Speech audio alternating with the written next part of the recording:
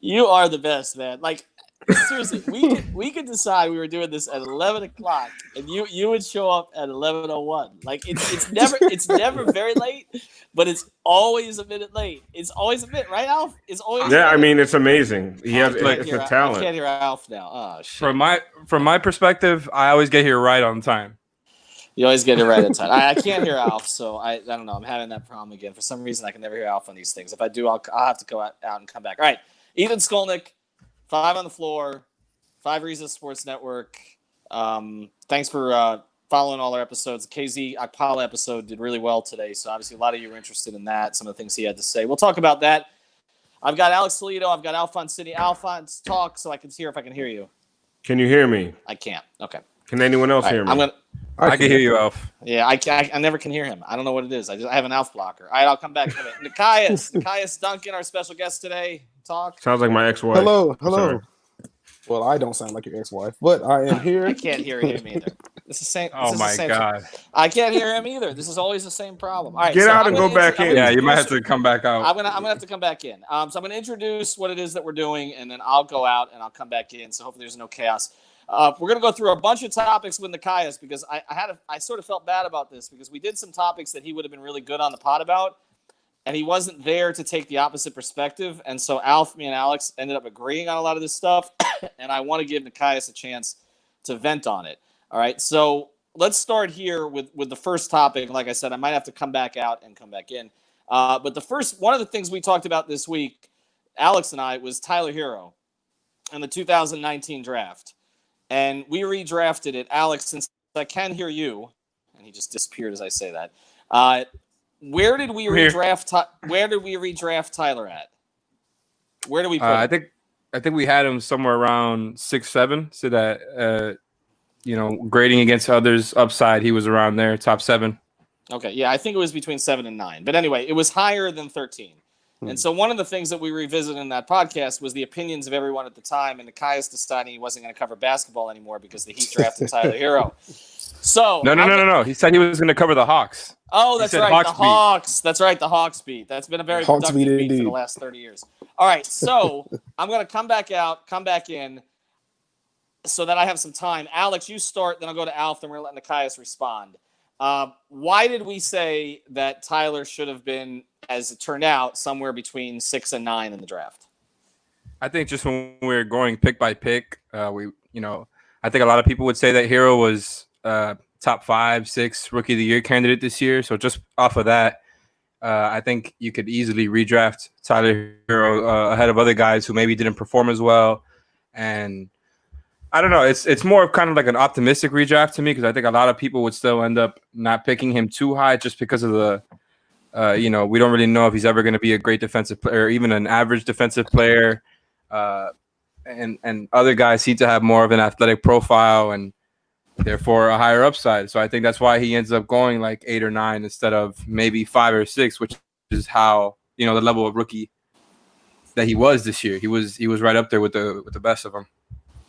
Alf, when we look back at it, the guys that were available at the time, and I know you're not one of those guys that covers the college game like Nikias does, but from that night, you and I did a podcast at the arena in one of those little rooms before Riley spoke and after Riley spoke, and I feel like we did 2 different podcasts because our initial podcast, like we didn't really understand the pick, and after listening to Pat, I think you and I both understood it a little bit better. Since you didn't have a chance to talk on the pod about this the other day, when you look back at it now, was it the right pick?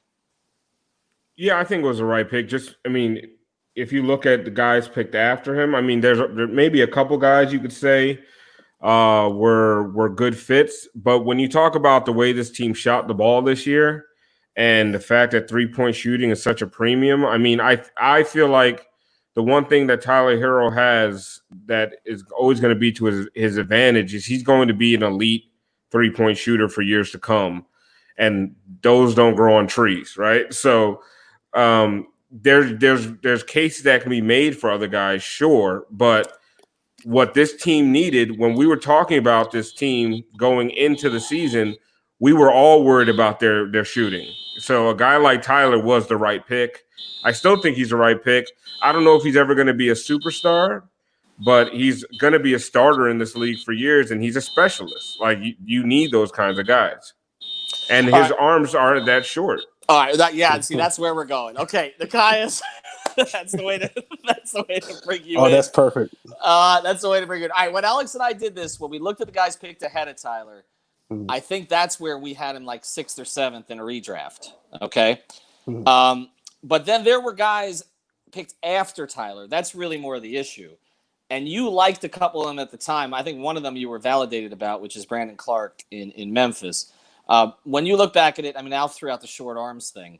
Has there been something of a surprise for you in terms of the other parts of his game beyond the shooting? Yeah, I would say so. My written apology to Tyler Hero is still pinned on my Twitter profile. If you want to go to Nikai's NBA and read that, I pretty much dissected everything I said on that Heat Beat pod that I was upset about, and just kind of went point by point, showing how I was wrong or off on that.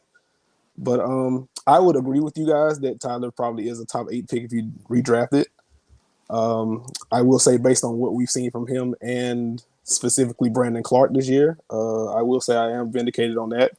I think Brandon Clark's probably been the 3rd best rookie in the league this year, behind John Zion. I don't think that's a hot take at all if you've seen all of them play.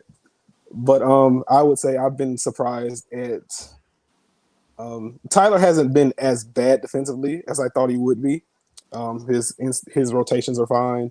The off-ball awareness is pretty good. He does struggle to contain quicker ball handlers, and the length shows at times when he's trying to contest shots. He kind of isn't there. But he's a much His arms. He's got these little pick-me arms. That's how you can't reach. Can't get away from the arms.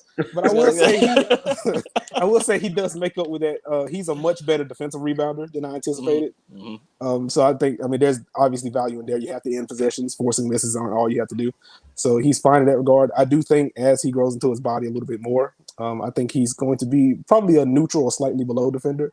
And once you add that to what he has offensively, he has a burner, good catch and shoot guy, good off of movement, has some pick and roll chops. Once he gets a little bit stronger, if he adds that 3rd level, gets to the rim a little bit more, finishes a little bit better, then I think you're looking at a really, really good player. All right, let's get. Go ahead, Alf. I just want to ask you, what do you think of his ball handling? Because that surprised me. I didn't think he was going to be. I don't think he's an elite ball handler, but I think he's better than he was advertised, and a better playmaker than advertised as well. Yeah, I would agree. Definitely a better playmaker than I anticipated. The ball, I'm probably more impressed with his footwork than I am with his actual ball handling. I think he does a great job of setting up defenders, kind of keep throwing them off balance with little fakes, and then quickly resetting before defense can recover. He doesn't create a lot of separation, but the little bit of separation that he does create with his ball handling, he capitalizes on because his footwork is so supreme. Let's go to number 2, topic number 2 today. This is the one I really should have you on the podcast. After we reevaluated the Justice Winslow trade, and we were trying to do this fairly because this was pre-COVID, so we didn't know what the circumstances were going to be, but we did get a chance to see Iguodala and Crowder, and obviously, dumping the Dion and JJ contracts. I feel like of the 4 of us, you have the most regret about that trade still, even though I know both of these guys were Justice guys, and to a certain degree I was too. Are you over it, or do you still sort of dislike that trade? I still dislike the trade, and I dislike it more now just because of what's happened with the pandemic. I understood the trade. Like, the logic in it was sound, even if I disagree with it. Justice Winslow was hurt and wasn't playing, and there was some behind the scenes stuff going on there that clearly there was a disagreement on. They felt like they couldn't overcome. They wanted to get out of Dion Waiters' contract. They wanted to get off of James Johnson. So being able to get rid of those 2 guys and your sweetener basically being a guy that wasn't playing and you were kind of ready to move on from anyway in Justice, I understand why Miami thought that was a worthwhile bet. However, Miami is an organization and a team that is always geared towards the playoffs and winning. If you watch 5 minutes of this team, you would know that Miami's defense has not been up to their standard. And the primary reason that their defense has not been up to standard is because of the point of attack defense. Justice Winslow is the best guy that you had, and you traded him. for Jay Crowder, who is more of a switchable, make things tough for you guy at the 3 or 4 than a guy that can guard point guards. You traded for Andre Iguodala, who is sound defensively, but he's not the elite stepper that he was. And that's before getting into the fact that he hasn't played basketball up until a couple of months ago. Right. So you maybe improve your team defense and give yourself more options because Miami did switch a little bit more after the trade. You gave yourself more options, but you didn't solve the main problem of your defense, which is point of attack defense. Mm-hmm. So that bothered me. And then once you look into, if you go into like an asset perspective, which I kind of hate, but that's a whole other thing. But if you look at it from an asset perspective, you're trading a 23-year-old guy for Jay Crowder, who is, if he's not in his 30s, he's late 20s. Yeah, Andre Iguodala's, he just turned 30. Andre Iguodala's what, 34, 35? 35, yep. Somewhere in there. So you're trading young for old. You extend Andre Iguodala and his contract ends the same year that Justice has the team option. So it's not like you really created a lot of flexibility. You did get cap space for this summer, but the free agency class isn't great. You don't really want to extend it to 2021 anyway. Mm-hmm.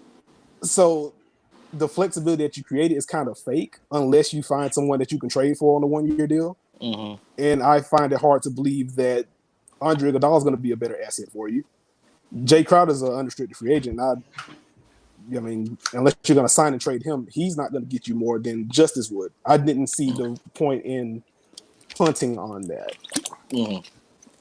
So one of the points that Alex made on the podcast, and if anybody wants to find that pod, is that the value of that trade in some ways will come down to what they're able to do this offseason. Because we talk about the reasons they did it. I think in order, the reasons they did it were, one, get rid of Dion and JJ. Mm-hmm. I feel like that was one. I think number two, obviously keeping the 2021 flexibility was a given, and that played into the Gallinari, so I'm not even include that. I think number two was the 2020 optionality that they would have as a result of this. Mm-hmm. I think number three was Justice didn't want to be here. And number four was Will adding with Dahl and Crowder. Like, I feel like that was fourth on the list, okay? It certainly wasn't first. So let's get into this offseason, because if it's going to come down to this offseason, we did another podcast about 1-year guys. Mm-hmm. And so let me throw these three at you. And Alf, you haven't had an opportunity on these either because Alex and I did this. So we looked at Ibaka, Millsap, Gallinari. Give me another name, Alex. Who else did we look at? I think it was those. Right now. Lowry? Well, Lowry's. I don't even think Lowry is Lowry free agent this summer. No, but he's. I forgot what. DeRozan's the other one we looked at. If he opts out, right? So it was somebody else. Gallinari, DeRozan, Ibaka, Millsap. If I was to say to you, Nikias, you can get one of those guys on a 1-year deal. Who do you want? I would be torn between Serge and Millsap. I think I don't want to say there's a hole at the 4, but I do think that's probably Miami's weakest spot at this point. So you want a guy that can fill in that spot, play alongside Bam, space the floor. Millsap is a better player, so I would probably lean Paul Millsap. That will allow Bam to play some 5. Millsap shoots well enough, passes well enough to kind of make things work at the 4, and he's been a defensive anchor for Denver for the last 2-3 years. Mm-hmm. He's the biggest reason I believe Denver has been a much better defensive team than people would have expected, just looking at the roster. So I think having a guy like Millsap that can abuse some mismatches in the front court if you need him to, but ultimately keeps the chain moving on both ends of the floor, I think that's the guy you go for. See, to me, it's Ibaka, Alf. That if I look at that list, that's the one I want. No, I mean I agree with Nikias. I feel like Millsap can do more. All aboard for you. Yeah, all aboard the Millsap bandwagon, baby. I'm on it. I feel like Ibaka. I mean, Ibaka is, I guess, a decent 3-point shooter. Not really. I think Millsap's a better shooter. Millsap spaces the floor better. Millsap is not the rim defender, but you already have Bam there. I feel like Bam and Ibaka are kind of duplicating each other in a way. So I feel like Millsap stretches the floor in the kind of way that Myers does, but he offers also a lot more offensively, and he does a lot defensively. Like the things that Millsap, Butler, and Bam could do switching, I mean, it'd be a nightmare for a lot of teams, right? Like, that'd be a tough front court to face. So to me, yeah, if you're going to talk about any of those guys, it would have to be Millsap. A Gallinari, I know we were excited about him, but I think the Heat have enough shooting. Yeah. And he doesn't do enough other things well. And Ibaka, Ibaka was also free agent this summer. Yeah, Bertans is the other one we didn't talk about. That's true. I mean, you got a guy like Duncan Robinson who's one of the best shooters in the league. You don't need more guys who are specialists. The best shooter in the league. I didn't want to be. Guys. There's another name we didn't talk about. So before we get to the next topic, thoughts on Harry Giles? That's a name that got thrown out there as a possible sort of lower end 1 year target. Does he make sense as an upside guy? Ooh, can I go?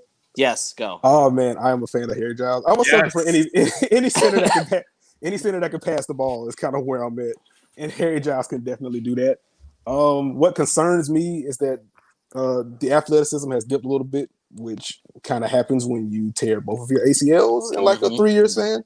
Mm-hmm. So like the vertical explosion it's fine, but it isn't where it used to be. The defensive instincts are a little bit behind, but that could also be a product of him not playing much. And then when you're in Sacramento, where they have like 7 other power forwards or centers, you're not going to get much experience to do that. But I would be fine with that as a flyer. I think he would need to show that he can improve a little bit defensively. If he's not going to be a guy that locks down the paint, he at least needs to be a guy that can positionally bother guys at the rim, but then in possessions, because once you're in possessions, he's going to outrun the opposing centers. Mm-hmm. He also needs to improve the shot a little bit. He just kind of doesn't shoot it at this point. Has a little bit of range to mid-range, but it isn't reliable. Teams aren't guarding it yet, which is kind of makes the high post passing more valuable. Makes him a bit of a hub in the half court because he can do that. He's Bam-like, not as good as Bam as a passer, but he definitely can thread the needle on some tough pocket passes, things of that nature. So Miami can run a lot of their high post stuff through him with the second unit. Mm-hmm. So I like the fit as a 1 year flyer. And I don't think it's going to cost much, so I would be down for it. Let's go to another topic here. I think this is the fourth topic. There's a lot of Oladipo conversation on Twitter past few days. I don't know why this is a surprise that the Heat have targeted Giannis and Oladipo. I just think look at the freaking list. I mean, it's been pretty obvious for a long time, and obviously Indiana has about as many financial problems as any team in the league. I mean, they're run by a guy who runs the malls, which are all going out of business right now, and they were not a team that wanted to pay luxury tax to begin with. I don't think he's long for that place. I threw this on Twitter today, and this is a typical Heat Twitter response to one of my polls, okay? Because this would have been totally the opposite, more than the opposite a year ago. If you could have one of these guys for the next 8 to 10 years, and maybe I went a little too far out, Hero or Oladipo as your two guard, 70% of the 2,000 votes were Hero. Is there any case? I mean, I know Victor didn't come back quite the same this year. Is there any case to be made for not, if you have to flip Hero to get Oladipo, for not doing it? Is there any case?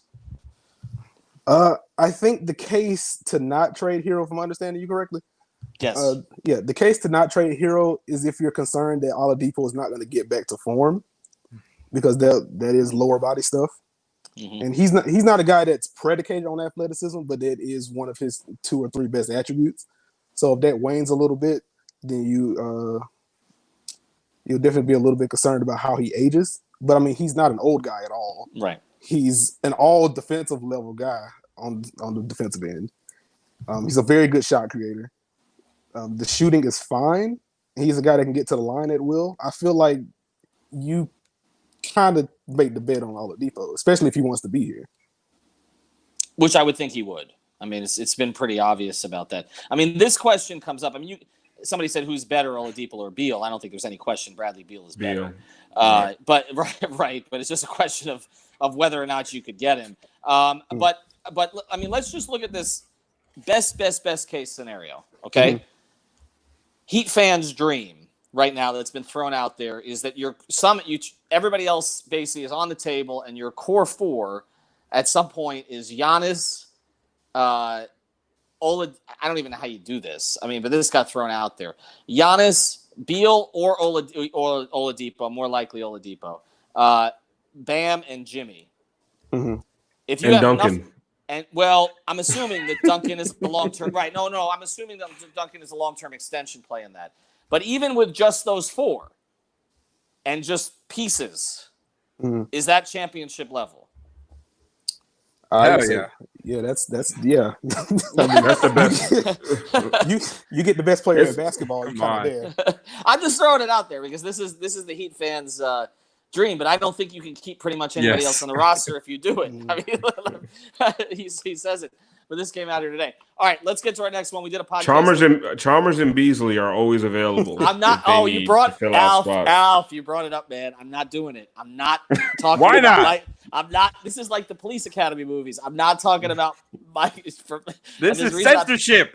I'm not talking about Michael Beasley 4 or 5 or 6 or 7. KZ Okpala, we had him on the podcast.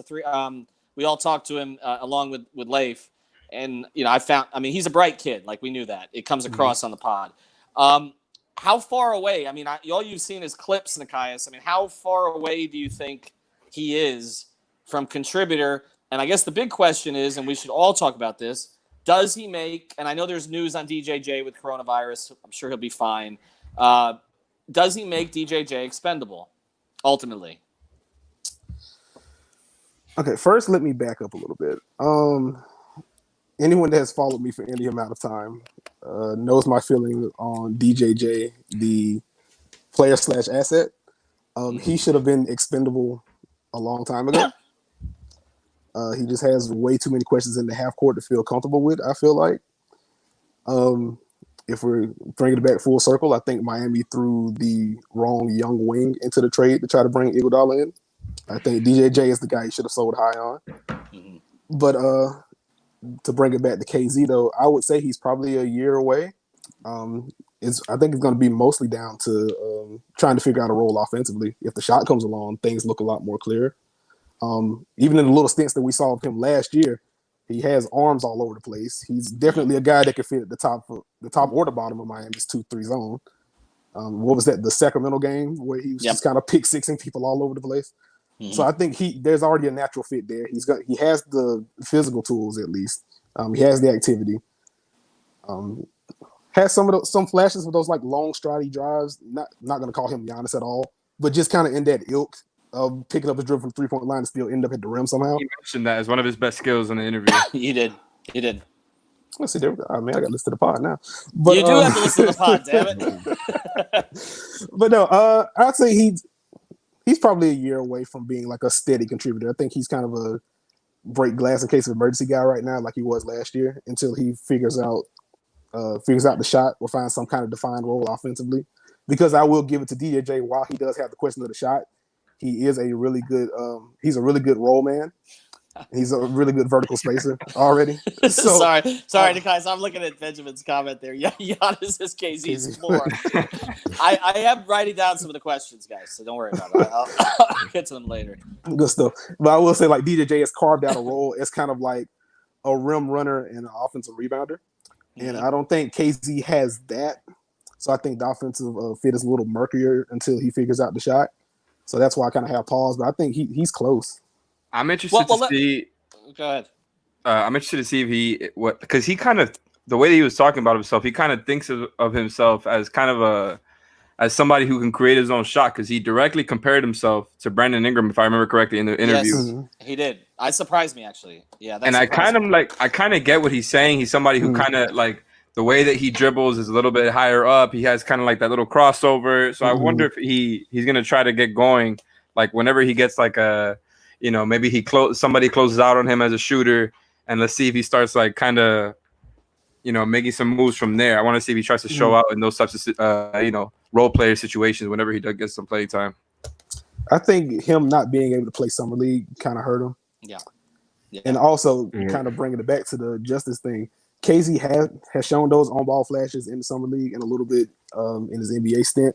What concerns me is that Miami might be too good for him to get enough reps to really bring that out.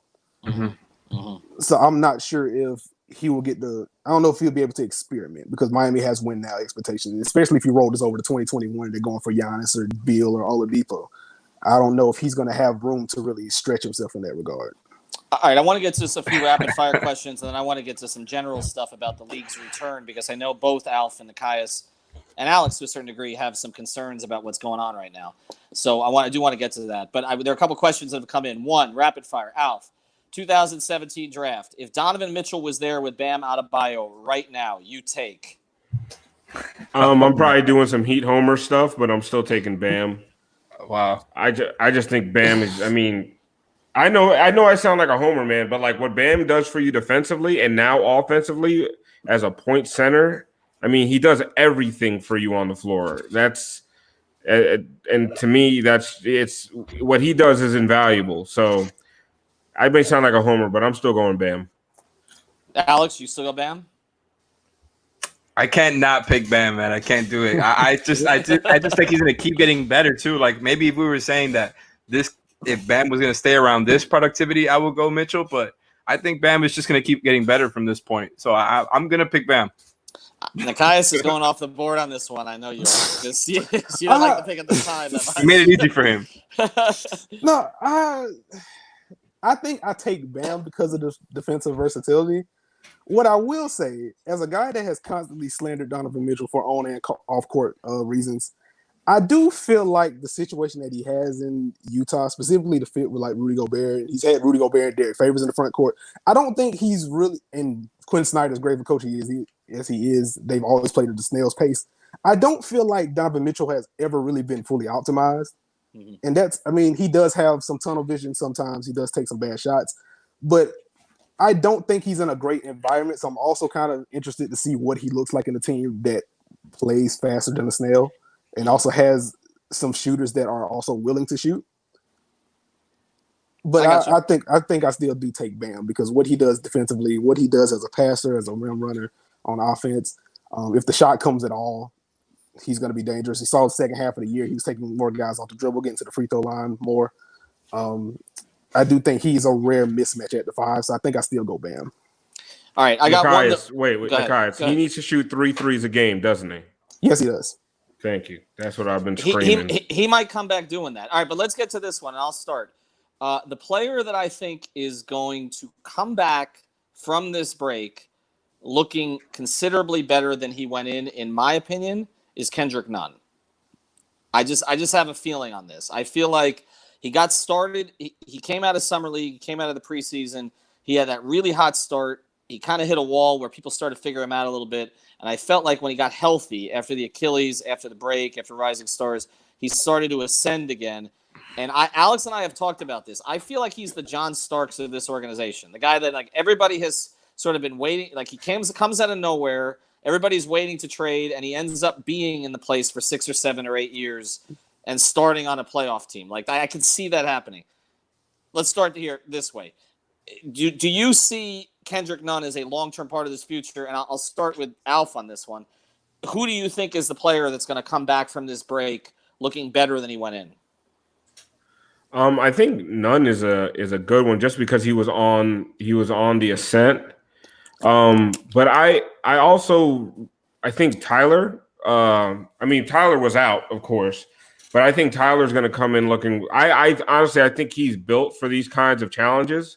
We saw the balls on the kid in the Philly game when Alex and I were cheering in the media section when we weren't supposed to be. Whoa! You weren't with me. What are you talking about, Alf?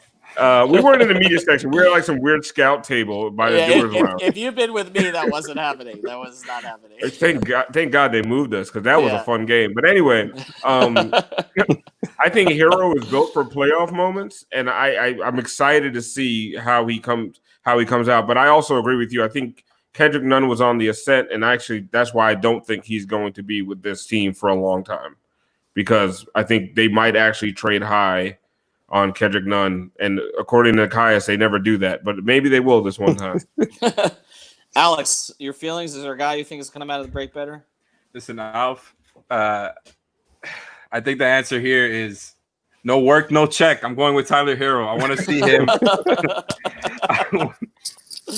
I want to see him do great things, man. I think it'll be, these guys are going back to a situation where they're even more familiar with, right? So maybe this favors the young guys who've been playing in these smaller gyms more recently than the NBA players who've been playing in $20,000 seats. I mean, $20,000 fan seats.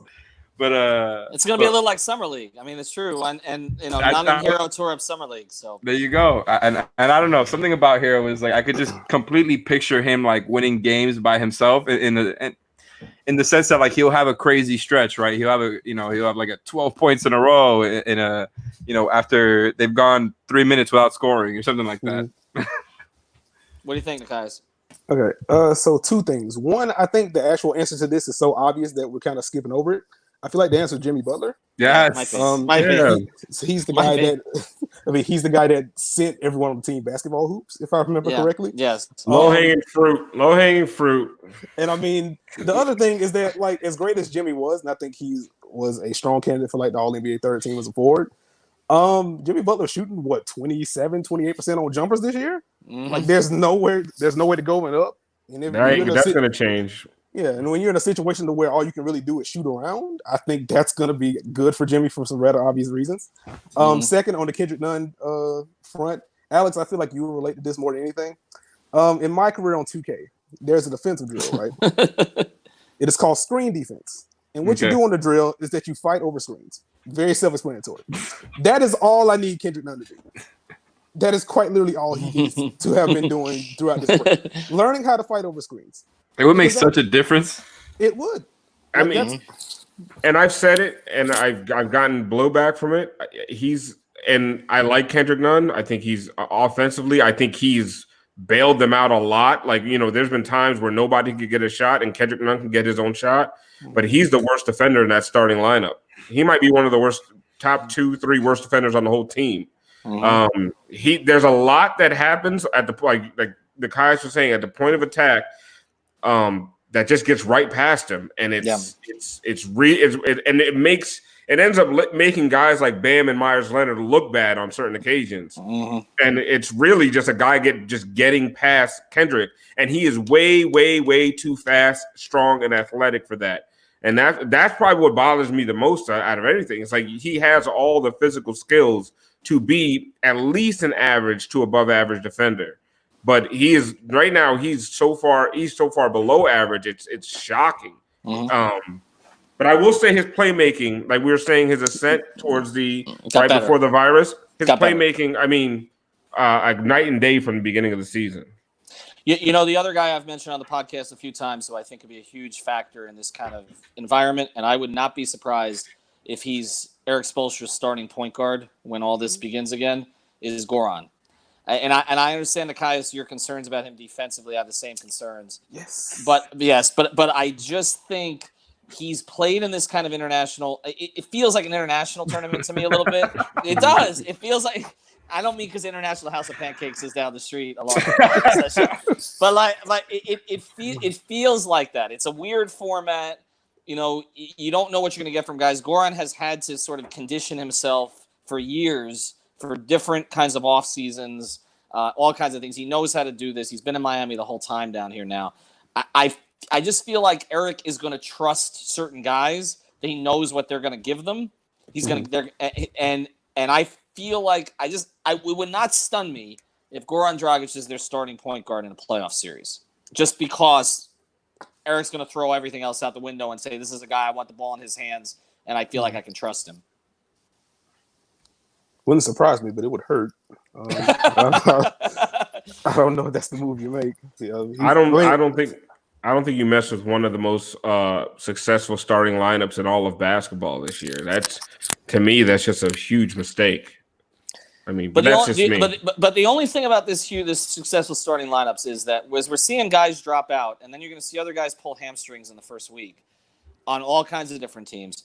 I feel like anything that happened in the regular season gets thrown out. Like I don't think, like, okay, we talk about, okay, so if you're going to play Myers and Bam and you're going to play big, right? But there's a lot of other teams that aren't going to have their full complement of bigs, and they're just going to throw out 5 guys. And then what? And so how are you matching up with some of those teams? Like, I felt why would you mess with success if you have your full roster? That's the point I'm making. if you don't have to make drastic changes, why would you?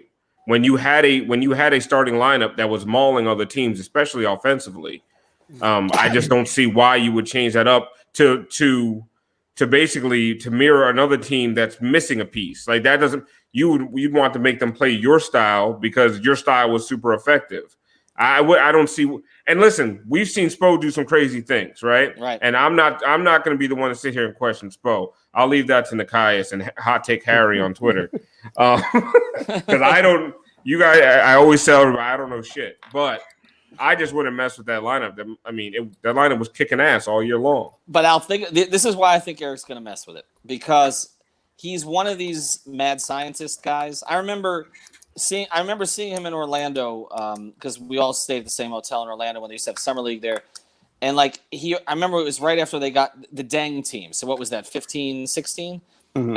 And he was already like, he told me it was after break. He's like, yeah, I've got like 50 different combinations in my head. I feel like you give Eric idle time to start charting different things, right? Like he's had nothing to do for the past 4 months. And like, whoa, didn't he just have a kid? Okay, other than that, he's not. I mean, I guess he learned how to grill, but he's gonna be sitting there with like a notepad, like scribbling. Okay, I could try this. I could try this. I could try this. I could try this. And I feel like him coming back and just rolling out, Leonard, Adebayo, Robinson, Nunn, and Butler. He's gonna feel like he didn't do anything for 4 months. Like it would not surprise me at all if there's changes. But I want to get to this. Let's get to some rapid fire stuff on what this tournament's gonna look like, or it sort of is a tournament. Do you think teams will go deeper or with fewer players in a rotation than they typically would? I think they're going to go deeper to start, especially since they have basically the 8 or so games, the tune-up games, the kind of tune-up games for like the guys for the teams that are set in place. For the back end, obviously you're looking at the play-in tournament and all that good stuff. But I do think this is going to be time for just trying to get the rust off of everyone. I think it's going to be the focus for a team like Milwaukee. Like I don't think Giannis is going to come out playing 32, 34 minutes a game. Bud is going to do that to Giannis anyway, right. Which is part of the problem there. But I think they're probably going to start off deeper and then they'll cut it as you get into the first or second round of playoffs. What team do you guys think? Pick one. What team do you think benefited the most from the break and coming back, and will be able to do something with it? Alex. Oh my God, I'm choosing between two, but I'm gonna pick Philly. I think they needed time away from each other. It was just a toxic situation, and who knows if it actually, like, you get me? Maybe they don't flip the switch all the way, but I'm sure just the time away and everything. It'll be a different vibe. It won't be the same. It definitely won't be the same vibe. Things aren't normal, right? So maybe just getting away from that, and not to mention the fact that Ben Simmons is healthy again, and Embiid was kind of banged up before the season shut down. So I think. Putting them in a small gym where they're just kind of bigger than everybody, maybe that benefits them, right? That was why so many people had them as a conference finals team, as maybe a finals team. A lot of people did, including Nikias, Zach Lowe, the best of the best. So, like, maybe this is exactly what they needed, right? Mm-hmm. I'm taking as much as I hate to say it. Well, I know I'm taking the Clippers as benefiting the most for one reason. They were basically they hardly played PG and Kawhi together because they were basically nursing them for the whole season, and now they don't have to do that. They can just, they'll go full bore the entire way, and they were basically on par with the Lakers, if not better, when those two guys played. And they also have a couple of older guys on that team. Provided Lou plays, which is not a guarantee right now, but provided that he plays, I just think, to me, they were the best team coming in this season. Provided they were all going, and now I think they'll come back, and Kawhi is going to keep himself in shape. So I think them. Alf, you got one other than those two? Because you guys picked the ones I was thinking of, not the Sixers, because I never picked them for anything. I think both the Raptors and the Heat. We've been talking about the Heat the whole time, but the Raptors have been successful as hell this season with a ton of injuries.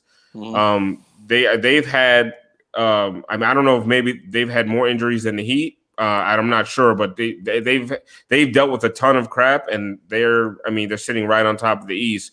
So for them to be completely healthy, they become a very, very scary team.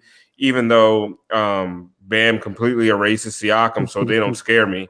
But as far as just a team that benefited, the Raptors 100%. And I hate to say it because Giancarlo Navas is a traitor.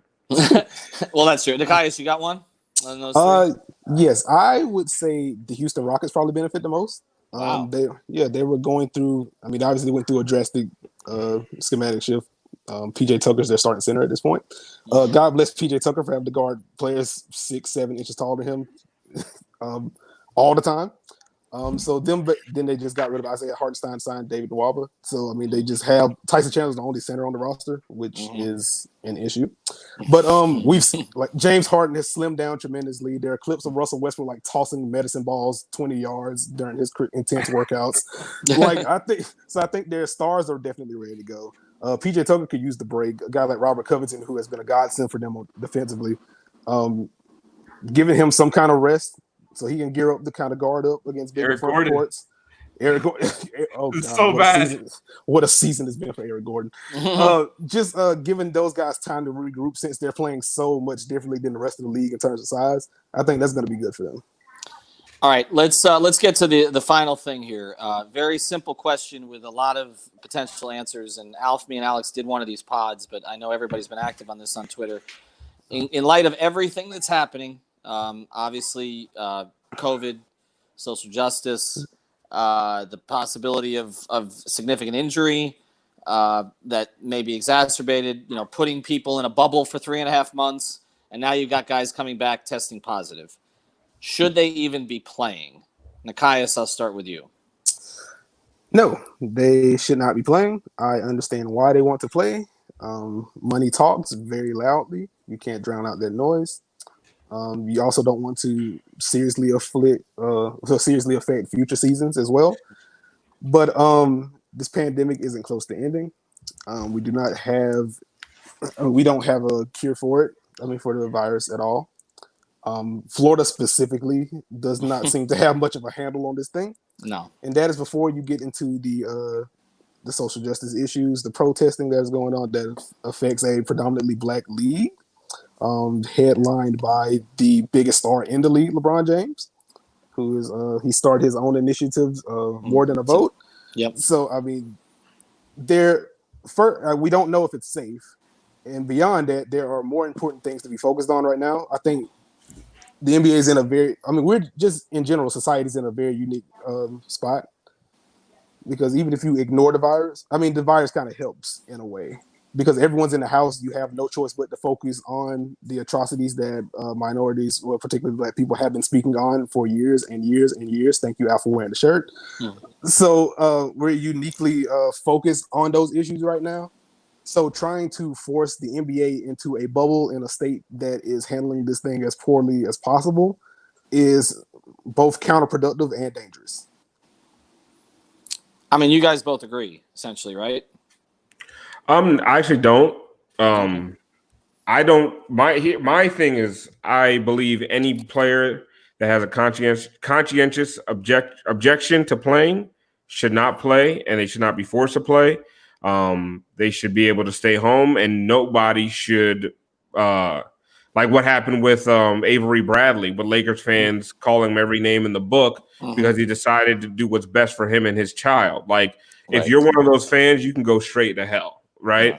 Yeah. If Kyrie Irving feels like there's too much going on in the world, which is funny because I haven't heard a lot of Kyrie Irving directly, just leaks, which just always seems funny when it comes to stuff like that. But if you're Kyrie Irving and you have objections to playing in the current climate because of what's going on with criminal justice and social issues, then you should be able to stay home. If you want to play and you feel safe playing, go ahead, right? I'm not going to, because listen, there are people all over the country, all over the world that are going to work every single day in the midst of this, right? I'm working from home, but there's people that work in the warehouse of the company I work that have to go to work every day.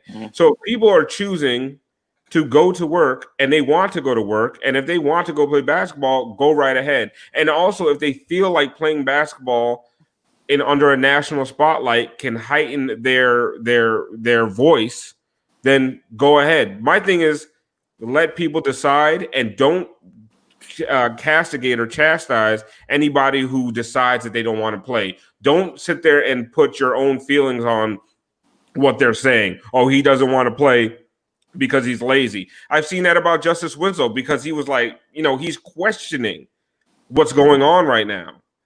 And if he should play, and people are saying, oh, he didn't want to play anyway, shut up. Like, you know what I'm saying? Like, mind your effing business. This is a really tough time for every black man in America. Every person in America is going through a lot of different things right now. There's a lot of anxiety. So people are actually mulling things over. So what a player says today, he might not feel a week from now. So my thing is, sit back and let these guys go through what they have to go through. And if they want to play, let them play. And if they don't want to play, let them stay home and respect everyone's decisions. Alex, anything to add? I mean, I do agree with everything Al said right there. If you just had to, the question that you pose, is it right or wrong to do this? It's definitely wrong. At the end of the day, like Nikai said, money talks. This money is screaming at the top of its lungs right now, because that's what everybody's in it for, right? Is the ratings, and of course, for other players, the legacy stuff. And like Al said, like, there's so many interests that are going to keep this going, that I think it will keep going. And because of that reality that it is going to keep going, unless, there's just so much that they can't not stop it anymore, which I don't even know. I guess they're just going to keep pushing through all these positive tests, positive results. But living in this reality, I agree with everything I've said. Let the players choose who wants to play. Don't chastise them for not playing, all of that. All right, this is real rapid fire here because I want one-word answers, okay? I got 2 questions, all right? First question, go around. Dark horse team that could win a championship with everything going on here right now. Alf is? I can't say Heat. You can. Heat. Nikias. Nuggets. Damn it. Is that yours, Alex? I was thinking of the Nuggets, but now that he took it, I'm going to say Rockets, which he already said earlier. I'm just Nikai is always 2 steps ahead. This is going to get me kicked off the podcast. And your Houston argument is compelling, Nikias. It is. I didn't think of it that way, but I hate to say this. I think it's Philly.